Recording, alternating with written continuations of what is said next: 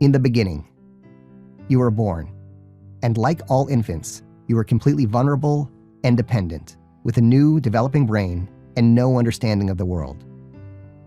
In a perfect world, your parents would be perfect.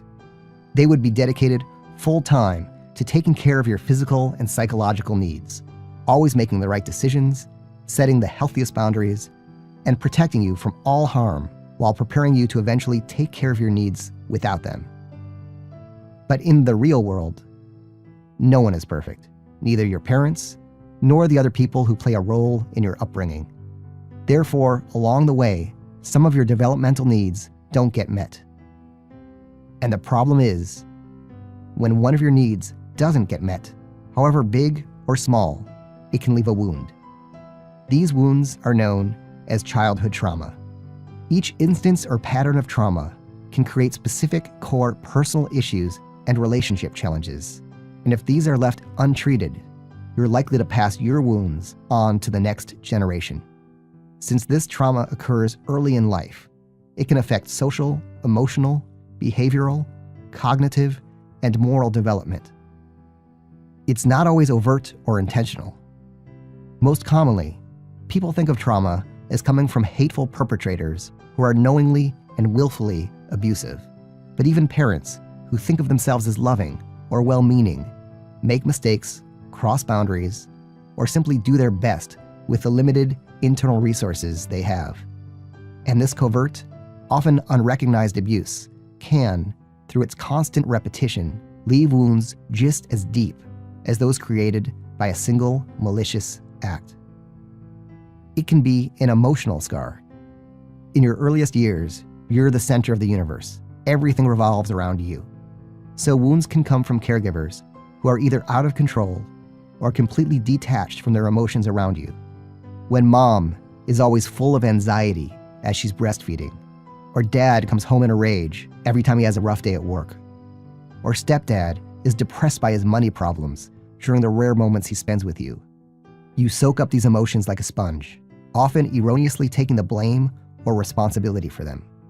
Even if a parent falls ill and passes away, it can seem like abandonment or something you made happen if you're too young to understand death. It can be physical.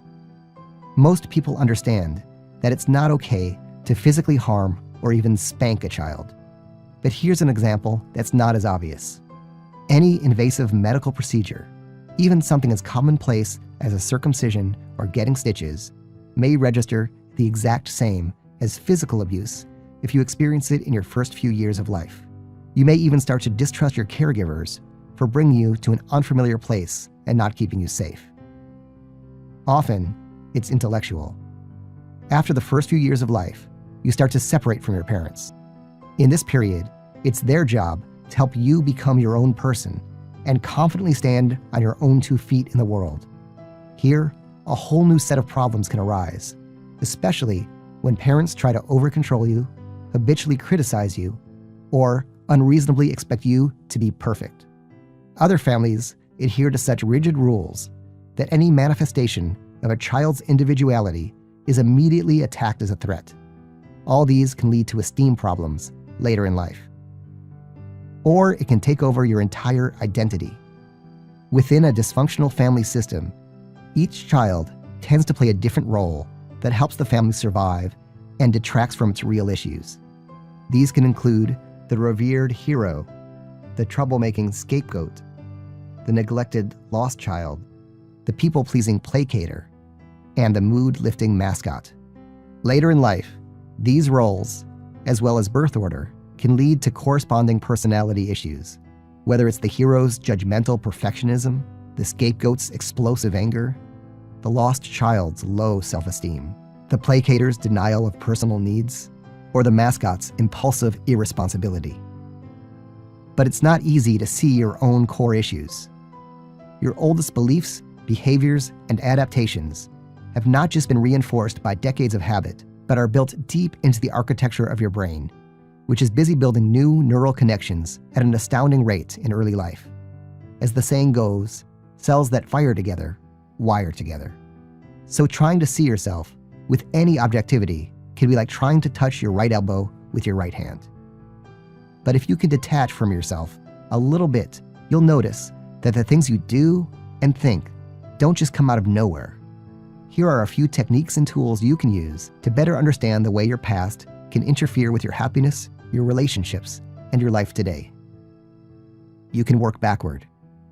Are you relentlessly driving yourself to succeed and beating yourself up when you fail?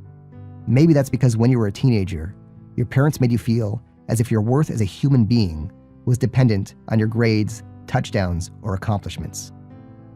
Are you out of touch with your emotions because stepdad always told you to toughen up when you cried?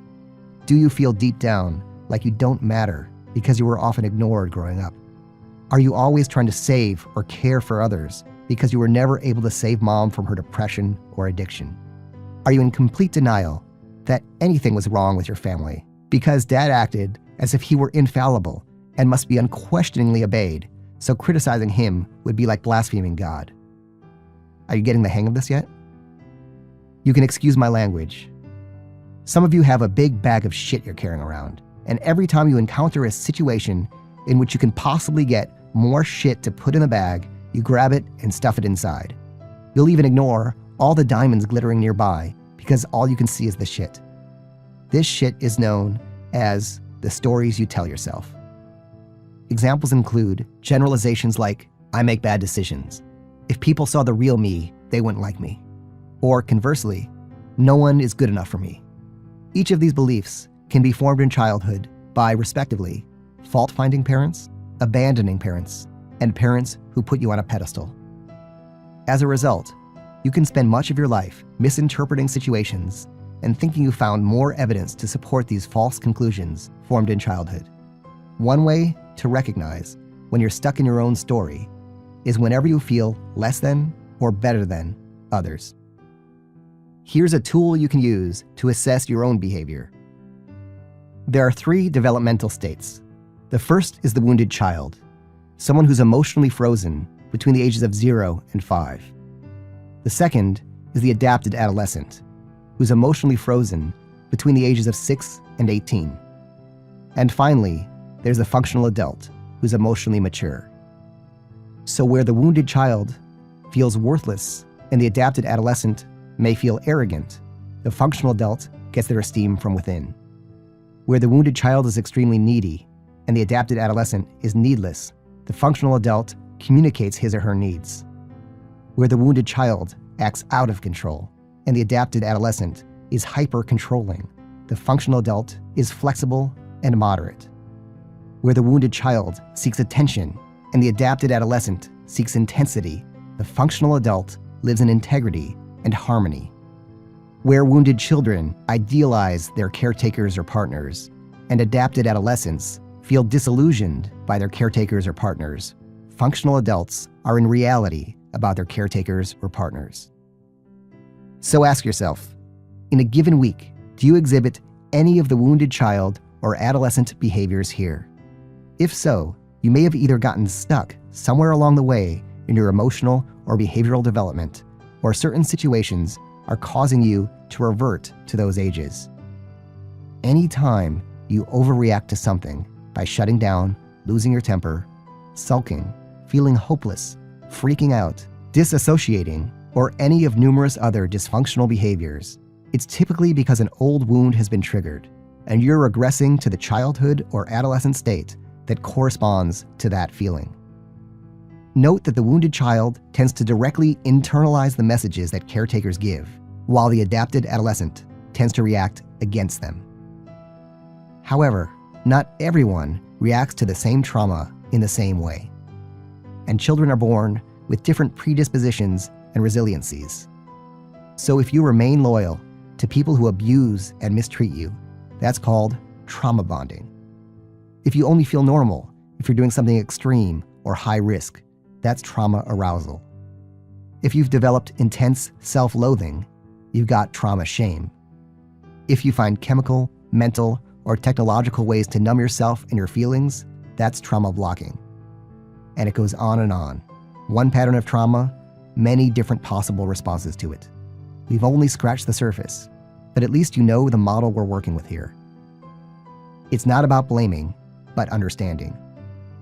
In summary, We each spend our adult lives running on a unique operating system that took some 18 years to program and is full of distinct bugs and viruses. And when we put together all these different theories of attachment, developmental immaturity, post-traumatic stress, and internal family systems, they make up a body of knowledge that allows us to run a virus scan on ourselves and at any point to look at our behaviors, our thoughts, and our feelings and figure out where they come from. That's the easy part. The tough part is to quarantine the virus and to recognize the false self and restore the true self. Because it isn't until we start developing an honest, compassionate, and functional relationship with ourselves that we can begin to experience a healthy, loving relationship with others.